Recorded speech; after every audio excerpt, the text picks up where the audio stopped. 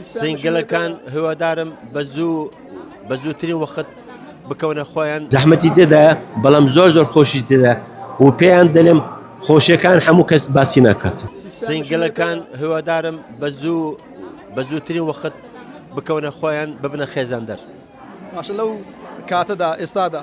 هیچیان چۆن بیکەن چی بیکەن لەو کاتێک کە مەسەلەنا تۆزێ بارودۆخیشان ناخۆشە بارودۆخ علاقەتی نییە خێزاندانان ئەرکە کە لەسەر دەبێ بیکەی هەر کەسێک لەسەر ئاستی خۆی ئێوەی نییە بلێ نیتم ماڵ و حاڵ نە هەر وەختێک بتەوێت دەبیتن بەڵام ئەوەندە بەعقل و معریفەت بتوانی هاوتاچی خۆت ببینیەوە.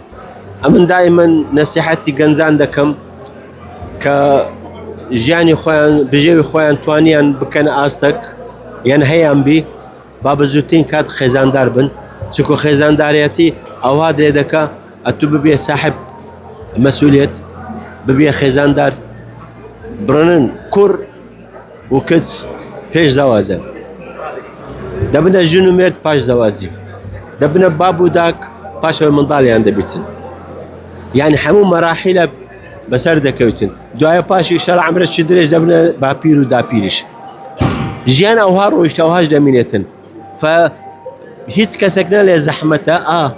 زەحمەتی تێدایە بەڵام زۆر خۆشی تێدا و پێیان دەڵێم خۆشیەکان هەموو کەس باسی ناکات.